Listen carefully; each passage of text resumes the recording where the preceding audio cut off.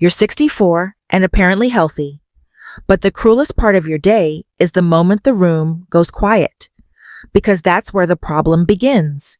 A hiss, a tone, sitting right in the middle of your skull, and nobody else in the room can hear it. You've seen a specialist or even two.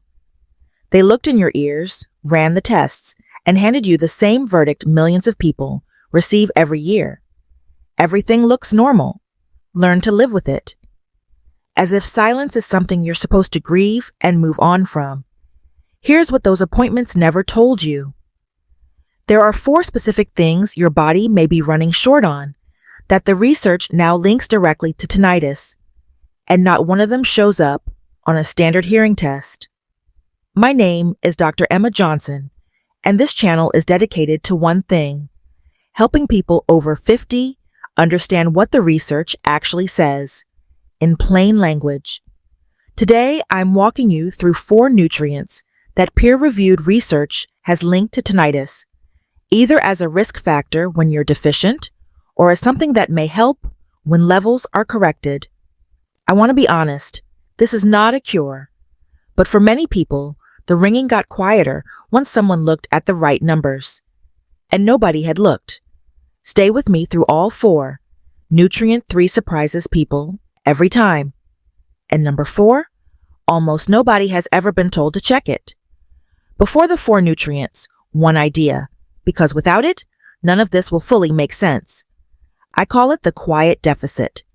Your hearing system needs specific nutrients just to maintain and repair itself. When you're younger, small shortfalls don't matter. After 50, you absorb some nutrients less efficiently, and your hearing system has less margin for error. A deficiency your doctor calls normal can be enough to push an already stressed nerve into producing phantom signals. That's the ringing. The quiet deficit doesn't show on your blood test, but it shows up in your ears. Before we begin, drop a comment right now. How long have you been dealing with the ringing? A few months, a few years, or longer? I read every single one. Let's begin with nutrient number 1, vitamin D. Helen is 67, a retired librarian, someone who spent her days indoors among books. She came for a routine check. When I looked at her vitamin D level, it was low. Not dramatically, just quietly, persistently low. I asked about her tinnitus as an afterthought. She looked surprised I even knew. A 2024 study in the Annals of Otology examined data from over 16,000 people. People with low vitamin D levels were significantly more likely to have tinnitus, even after accounting for age, hearing loss, and diabetes. A separate study found that 83% of tinnitus patients had vitamin D levels below what's considered healthy. Vitamin D plays a role in how nerves protect and repair themselves. When levels drop, that process slows and signals get noisier. This isn't about a miracle supplement. It's about finding out whether you're one of the millions whose levels have been quietly falling without anyone checking. What to do?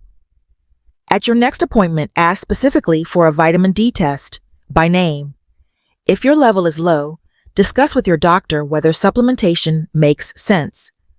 A simple, safe, and frequently overlooked conversation. This brings us to nutrient number 2, magnesium. George is 71, a former electrician, practical, no nonsense. He dealt with a constant low-frequency hum for 4 years. 3 specialists, no answers. What nobody had measured was his magnesium. Magnesium is essential to how your nerves fire and recover.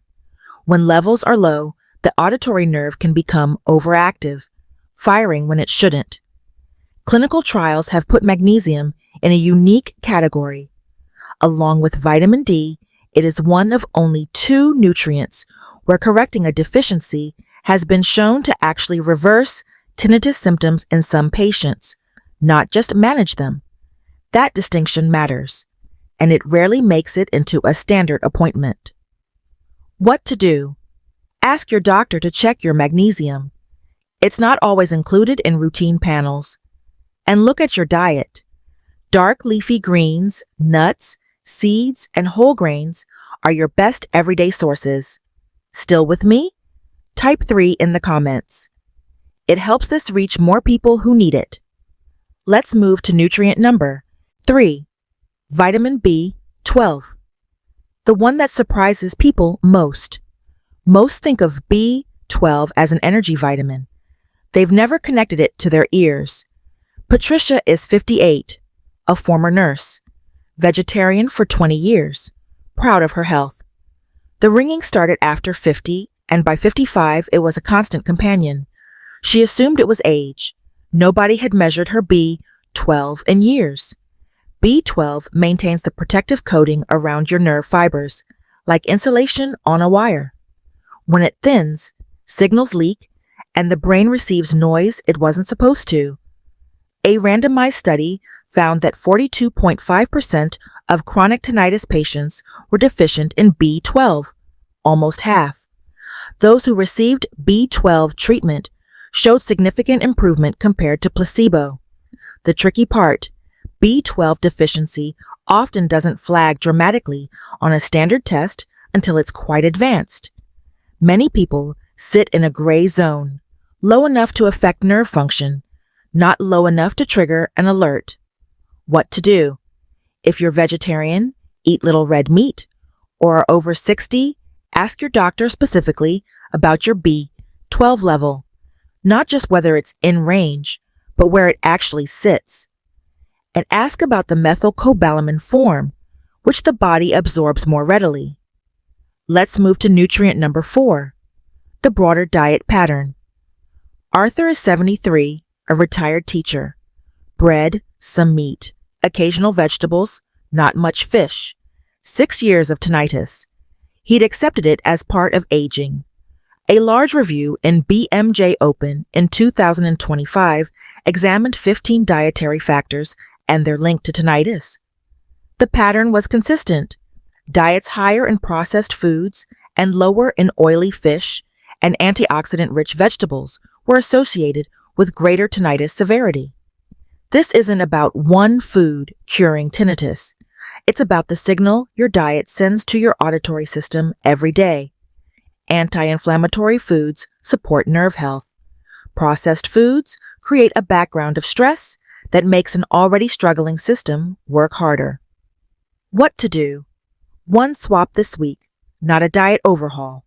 A portion of oily fish, berries with breakfast, leafy greens at dinner. Small and consistent shifts over months change the environment your auditory system lives in. 4 questions. Bring them to your next appointment. 1. Has my vitamin D been checked recently? Not just as part of a general panel, specifically. 2. Is magnesium included in my blood tests? It often isn't. Ask where your result sits, not just whether it's normal. 3. What is my B12 level? And given my age and diet, is it genuinely sufficient for nerve health? 4. Am I getting enough oily fish and antioxidant-rich foods? This opens a conversation most appointments never have. Any good doctor will take these seriously, and if they don't, that's useful information, too. Helen came back 6 months after we corrected her vitamin D deficiency. It's not gone, but it's quieter, and some mornings I forget it's there until I think about it. That's what this is about, not a cure. It's about making sure nobody living with this sound has an unchecked deficiency, quietly making it louder than it needs to be. Your auditory system has been doing its best with whatever fuel it's been given. Give it better fuel and it responds. Start with vitamin D. Ask for the test. That's enough. I'm Dr. Emma Johnson. Thank you for spending this time with me today. Stay informed, and I'll see you in the next one.